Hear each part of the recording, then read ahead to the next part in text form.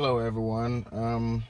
This is my 2005 Audi A6 with a 3.2 liter Quattro, and then I just bought it with a broken timing chain guide.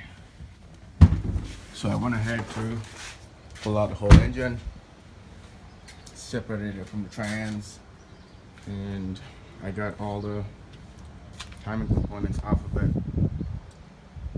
I replaced them, but my new one came with a broken guide, so I had to send it back in to get a new whole kit. I have the gaskets holding the camshafts in place replaced, so no oil is going to leak into the spark plug holes. I also have a brand new valve cover gasket for it, and I'm just waiting for the timing chain to come in. Hopefully I'll get it by Monday, and then start putting everything back together.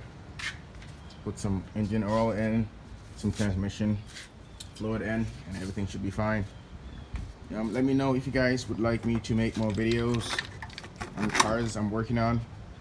I usually like to buy, fix, and sell cars, so you guys comment down below if you like, if you want me to post some more videos.